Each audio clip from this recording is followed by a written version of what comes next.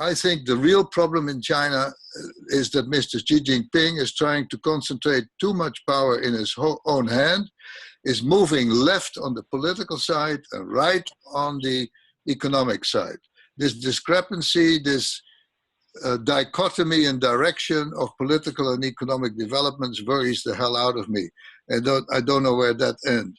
But the economic situation has not fundamentally changed in the last few months. We still have a debt problem, we still have an excess capacity problem, but I think fundamentally underlying those problems seems to be a political unwillingness to tackle the real problems, that is the interest groups and the SOEs. One little footnote to this, I don't know if you noticed it, but they, for the first time in 3 decades, canceled the Beidage meetings. This is, as I know from my own personal experience, a very important political event. At the end of August, the entire leadership, both current leaders and old previous generation leaders, congregate at a seaside resort called Beidage, which is the closest seaside resort to Beijing, and then have important discussions on where the nation should go, where the party should go. The fact that it was cancelled by Xi Jinping, he is the only one who can cancel it, is a rather worrying sign, because it seems to lend credence to the suggestion that he is not done with Jiang Zemin yet. Jiang Zemin was, of course, the previous party secretary, and many of the people who have been caught in the anti-corruption drive are linked to Jiang Zemin.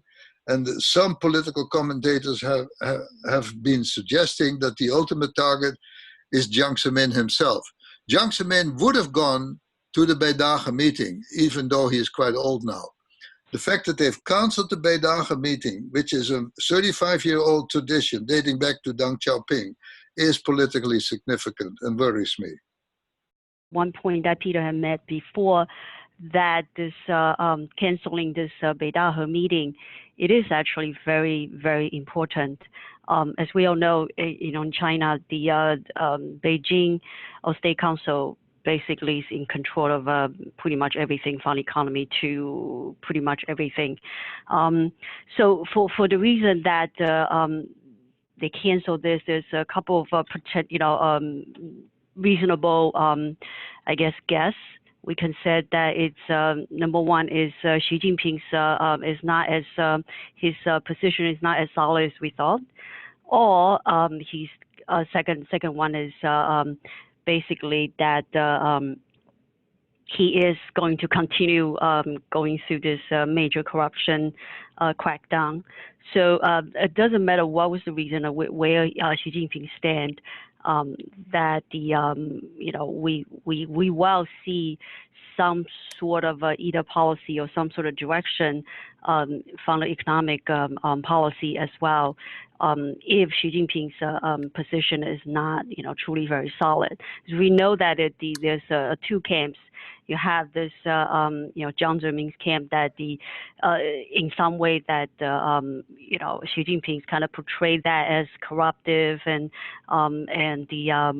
just taking out money out of normal people's pocket, and then that's probably caused all those major overinvestment over I'm sure it's not that simple, but overall that's how they are trying to portray it. And then on the other hand, that they are trying to do this major reform, either economically or financial or politically, but this old camp is definitely going against that. So for all those reasons, we might actually going forward for the next 6 months or probably even longer, we really have to be very careful in seeing what's going on. We need to see Xi Jinping come out a little bit more strongly, so we will probably hopefully see more true reform that he's been promoting. Otherwise, I don't know where China is going to go if his position is not very solid. I do have a question for you. What do you think Xi Jinping's position is? Do you think he has consolidated power? Is he too weak to push forward more reforms? What's happening? I actually have a feeling that it's again, I don't have solid proof for that, but my gut feeling is some place in between. I mean, he is trying very hard to actually get more power. But as you can see, this there's also another camp saying that the entire equity market bubble and created, and who actually benefit the most in terms of making a lot of money on those on the equity market bubble is actually sort of the old camp, the Jiang Zemin's camp. So the fact that, suppose he's cracking down the margin lending, all those, it's, kind of in a way to fight against that particular camp. But I'm not sure I'm going to go that far and saying that, the whole equity market is basically a political playground. But I think there is some sign of you starting to see even the state newspapers, state media are starting to kind of, I can't say they criticize, but at least they mention that the equity markets continue correction for the equity market, and also the weakness of the economics. So basically trying to tell Xi Jinping, slow down in terms of cracking down corruption. Let's make sure the economics situation is better, then you go, fight for your power. So that's what I mean. It's a little bit of in between.